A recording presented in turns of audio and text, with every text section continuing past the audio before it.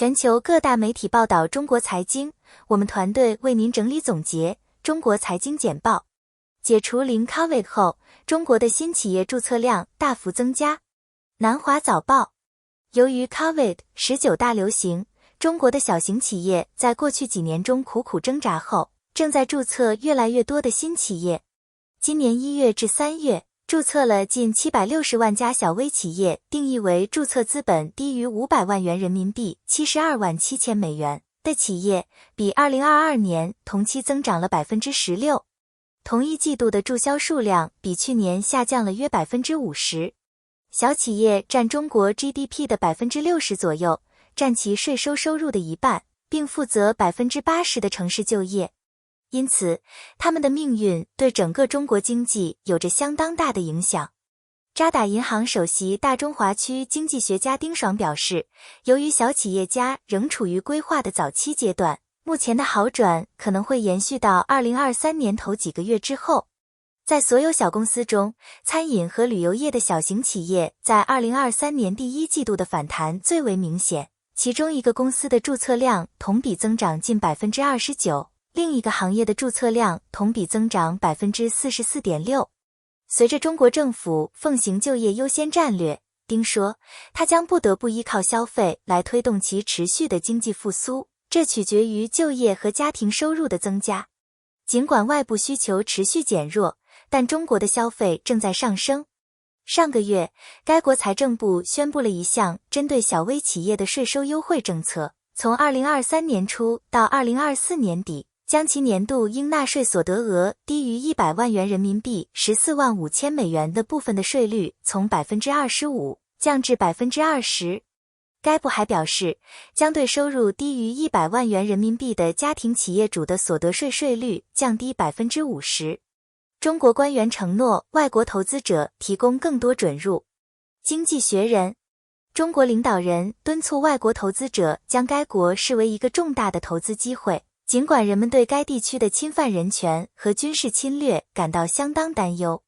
中国最近举办了一场重新开业的派对，苹果的蒂姆·库克 Tim Cook 和桥水 Bridgewater 的雷·达里奥 Ray Dalio 等高层人士参加了庆祝活动。博鳌论坛有时被称为亚洲达沃斯，于3月31日举行，期间外国投资者被告知中国将向世界敞开大门，这表明中国欢迎投资者分享中国的持续发展。这包括改变外国投资者投资中国公司的方式，包括将1000多家内地上市公司纳入沪港通计划。3周后，仅这些变化就带来了40亿美元的资金流入。分析师预测，如果外国人购买这些股票的份额与该计划中的其他人相似，他们最终将带来600亿美元的海外资本。虽然外国投资者对该国的审查制度和不透明性表示了实质性的担忧，但最近访问北京的人称，北京几乎完全恢复正常，本地新冠病例为0。马克龙谈中国之行与乌克兰贸易谈判。德国之声，法国总统马克龙和欧盟委员会主席冯德莱恩已前往中国进行为期3天的访问。期间，他们将与中国总统习近平会面。两位领导人正在寻求修复与重要经济伙伴北京的关系。马克龙此前曾于2019年访问中国，而冯德莱恩正在以目前的职位进行首次访问。此次访问的重点将主要放在俄罗斯入侵乌克兰以及艰难的贸易谈判和气候相关问题上。马克龙将警告中国不要向俄罗斯运送武器，并要求该国利用其影响力促进和平努力。马克龙表示，欧洲必须保持与中国的经济联系，尽管他认为与北京的贸易关系不平衡。他强调，中国可以在寻找乌克兰和平之路方面发挥重要作用，并评论说，中国与俄罗斯的密切关系在最近几天得到了重申，可以发挥重要作用。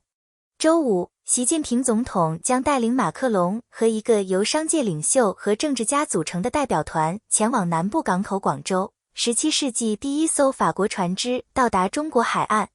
在广州，马克龙将回答中山大学1000名中国学生的问题。在访问之前，马克龙和美国总统拜登在电话中讨论了这次访问。描述了他们与中国接触并在乌克兰冲突中参与建设和平努力的共同意愿。马克龙和拜登还呼吁中国促进全球南方和北方之间的团结，以建立气候和生物多样性的联合议程。这次访问是欧盟领导人在 COVID-19 大流行、网络攻击和侵犯人权行为造成的持续摩擦之后，寻求与中国建立更紧密关系的延续。安华北京之行凸显南海经济联系。日经亚洲，马来西亚总理安瓦尔·易卜拉欣 Anwar Ibrahim 上周对中国进行了首次正式访问，强调了两国之间日益增长的经济关系。访问期间，易卜拉欣会见了习近平主席和李强总理，并出席了中国主导的博鳌亚洲论坛，在对马来西亚工业产出至关重要的专案上获得了中国的重大投资和伙伴关系。然而，马来西亚总理表示，他的国家不会在南中国海的能源勘探问题上屈服于北京的意愿，后者被指责增加海上活动。安瓦尔·易卜拉欣 Anwar Ibrahim 关于南中国海石油和天然气勘探的评论表明，马来西亚对中国一些更激进的海上政策的立场更强硬。南中国海仍然是一个有争议的舞台，因为该地区的一些国家，包括台湾、中国、菲律宾、越南和马来西亚，都声称拥有部分水道的拥有权。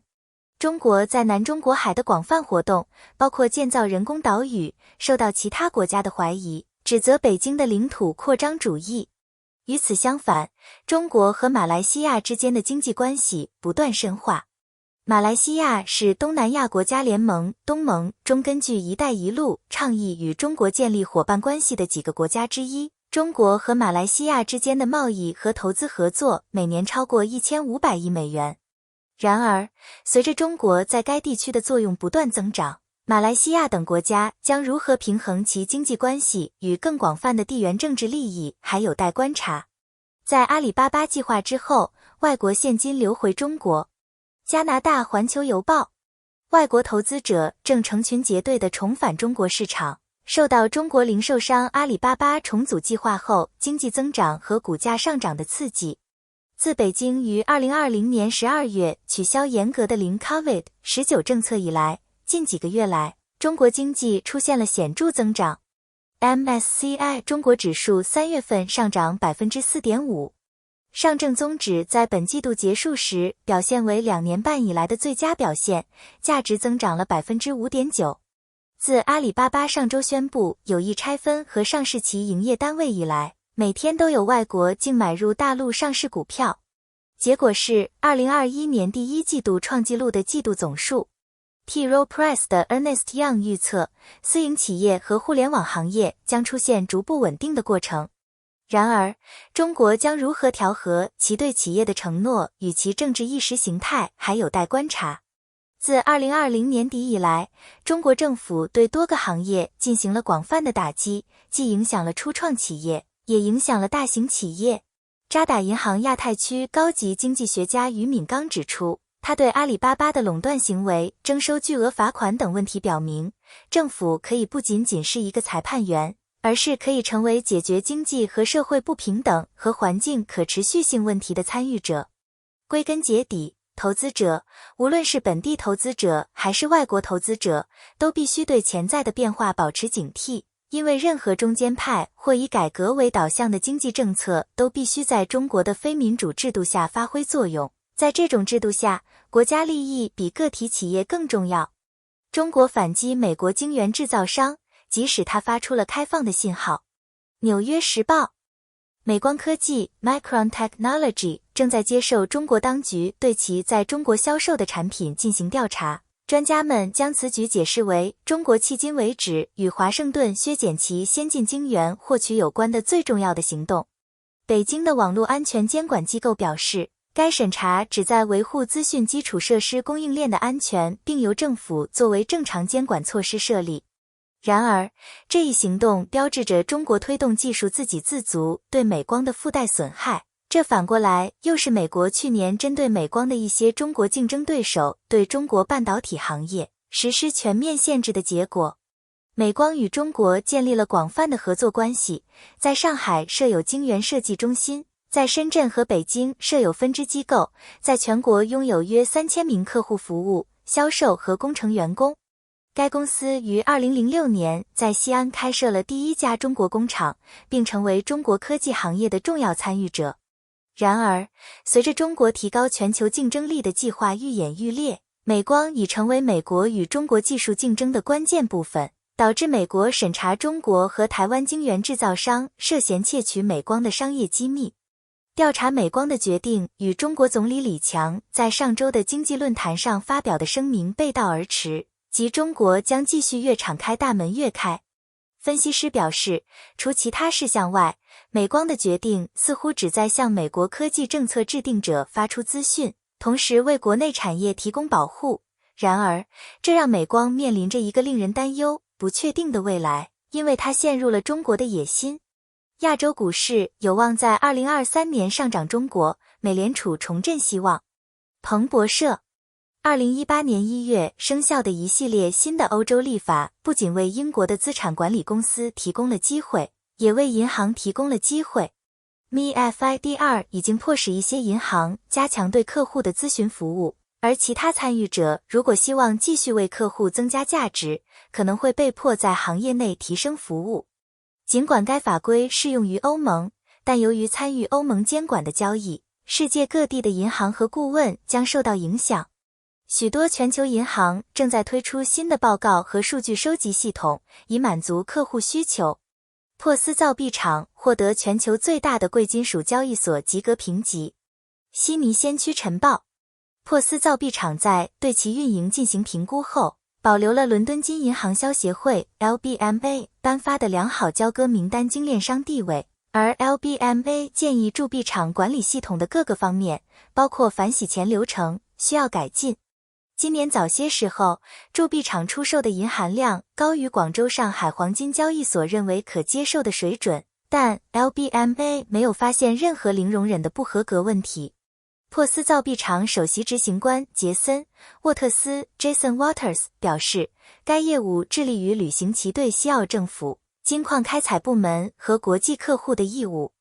中国新总理呼吁与鲁西加强务实合作。南华早报，在一次电话交谈中，中国总理李强呼吁北京和莫斯科之间开展务实合作，因为国际社会正在审查中国与俄罗斯日益增长的关系。